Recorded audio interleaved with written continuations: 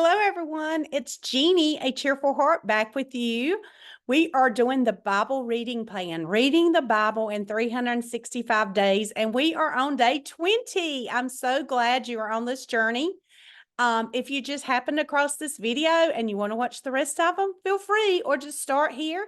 And when you finish on the 365 day, go back and catch the other ones. Don't forget the wonderful links below with the takeaway document. That's where you can take a takeaway from every passage, the Old Testament, the New Testament, the Psalms, and the Proverbs. And that's what we're reading today out of the one-year reading, the one-year Bible, the NIV.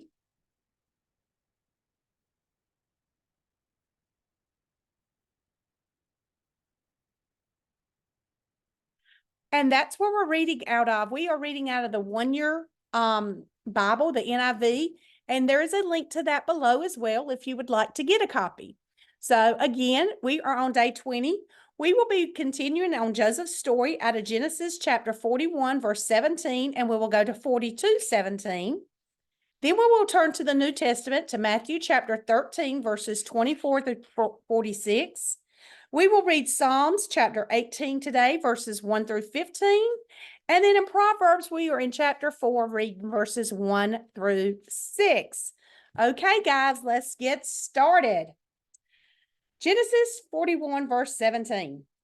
Then Pharaoh said to Joseph, "In my dream, I was standing on the bank of the Nile, when out of the river there came up 7 cows, fat and sleek, and they grazed among the reeds."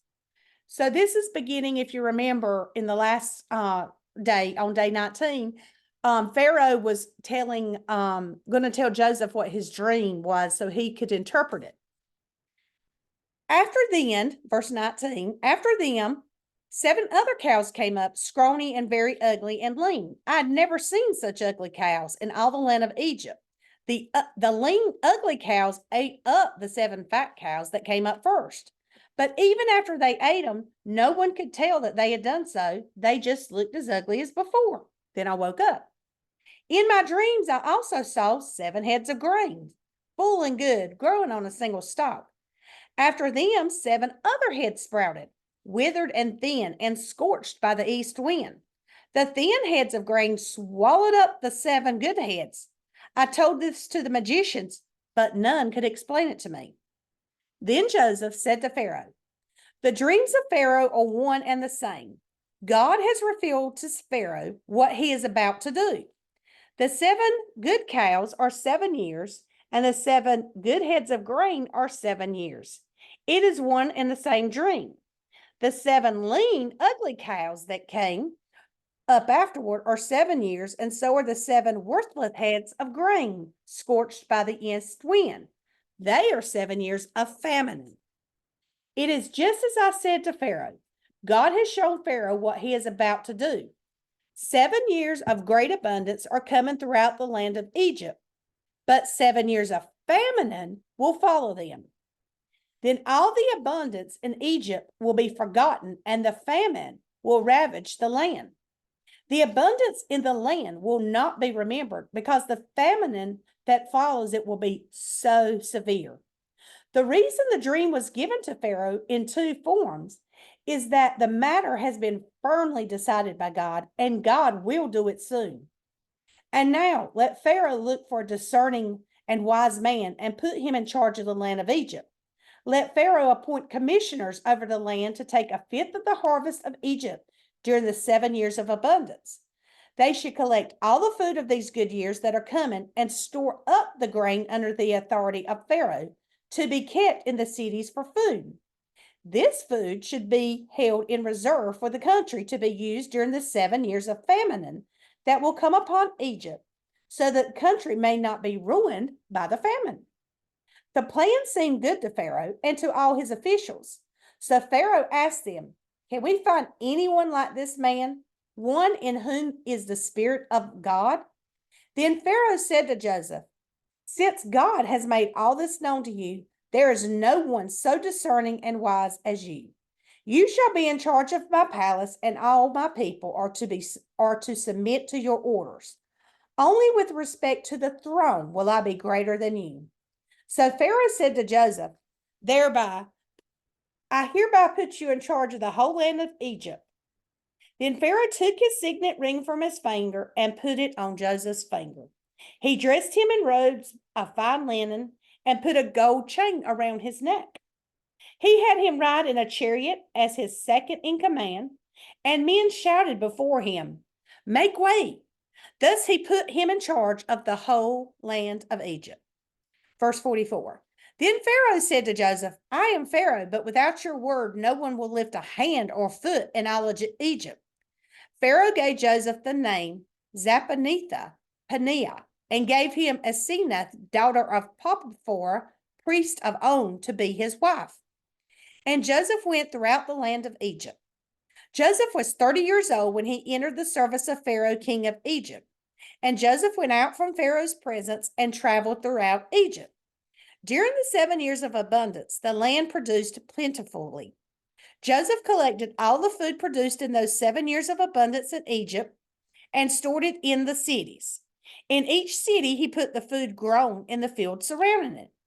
Joseph stored up huge quantities of grain like the sand of the sea. It was so much that he stopped keeping records because it was beyond measure. Before the years of famine came, 2 sons were born to Joseph by Asenath, daughter of Potiphar, priest of On.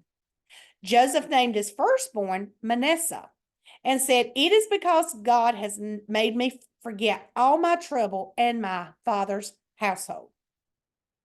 The second son he named Ephraim and said, It is because of God has made me fruitful in the land of the suffering. The 7 years of abundance in Egypt came to an end, and the 7 years of famine began, just as Joseph had said. There was a famine in all the other lands, but in the whole land of Egypt there was food. When all Egypt began to feel the famine, the people cried to Pharaoh for food.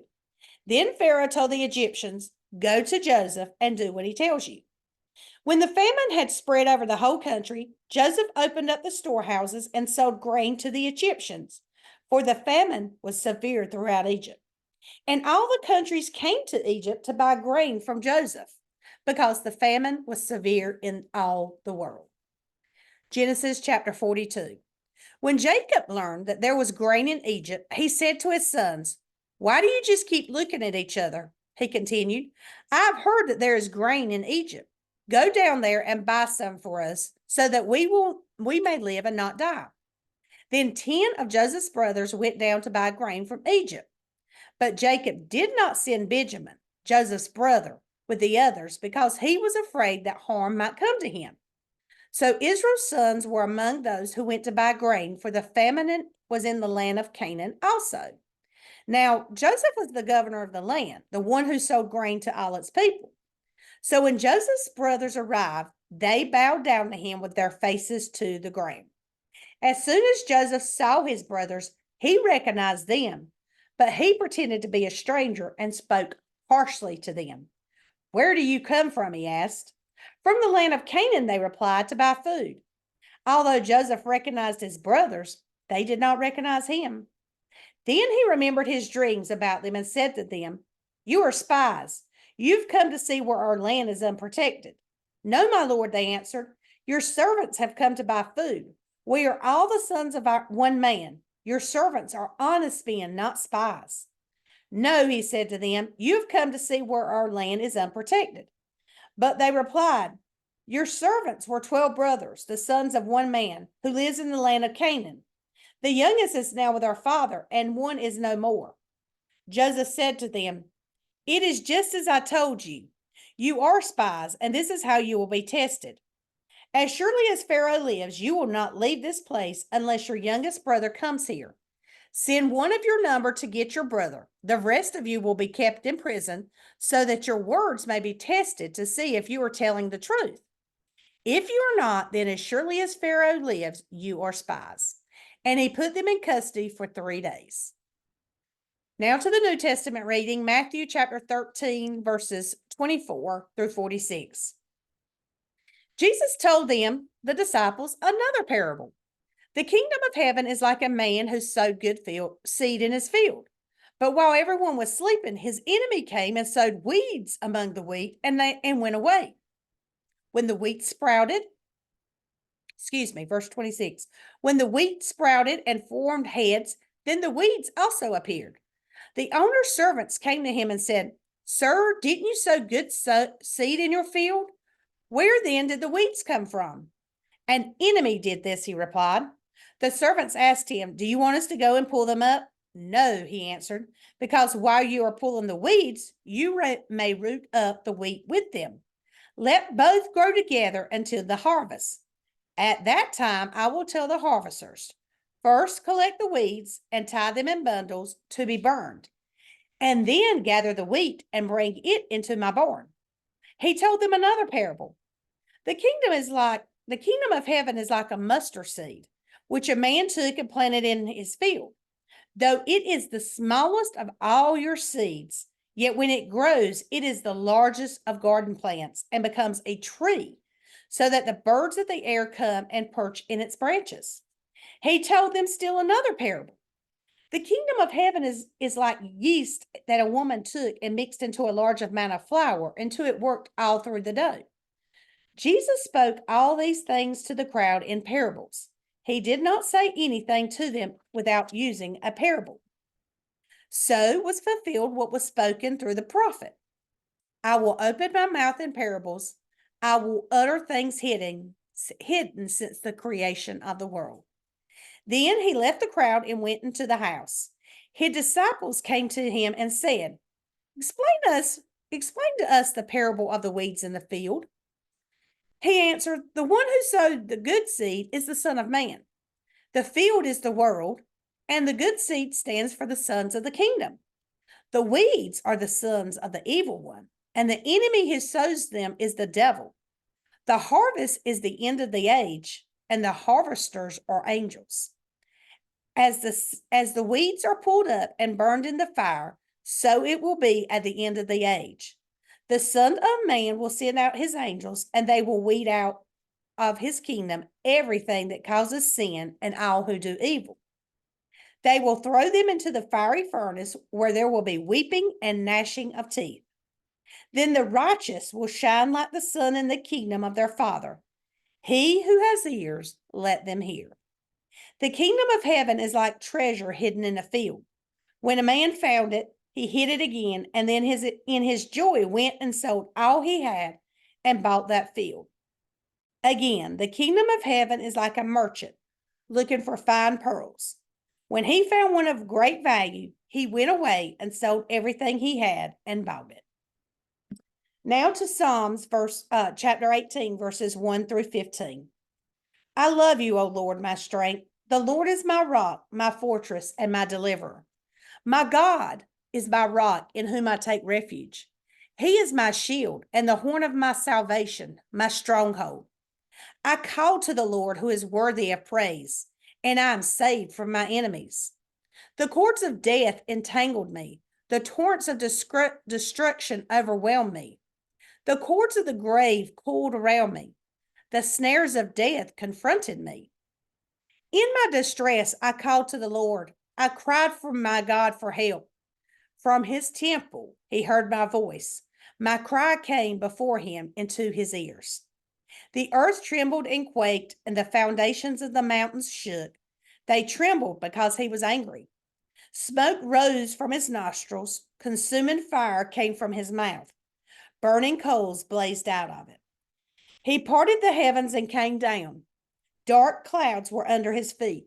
He mounted the cherubim and flew. He soared on the wings of the wind. He made darkness his covering, his canopy around him.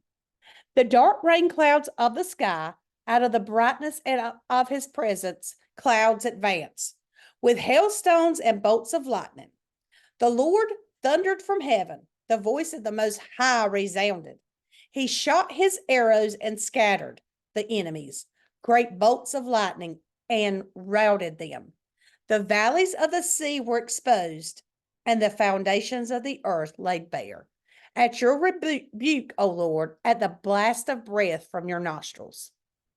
Proverbs chapter 4, verses 1 through 6. Listen, my son, to a father's instruction. Pay attention and gain understanding. I give you sound learning, so do not forsake my teaching. When I was a boy in my father's house, still tender, and only child of my mother, he taught me and said, lay hold of my words with all your heart. Keep my commands with you and you will live. Get wisdom, get understanding. Do not forget my words or swerve from them. Do not forsake wisdom, and she will protect you. Love her, and she will watch over you. All right, guys, that is the completion of day 20. We read out of Genesis, out of the Old Testament, chapter 41, verse 17 through 42:17. We read Matthew chapter 13, verses 24 to 46. We read Psalms chapter 18, verses 1 through 15, and we read Proverbs chapter 4, verses 1 through 6. Again, guys, I thank y'all for joining me. If you are enjoying this, please subscribe to this channel so you can get notified when new videos are released. Like, comment, or share this with your friends as well. Let others join you on this journey. We will be back tomorrow with day 21. Thanks, guys.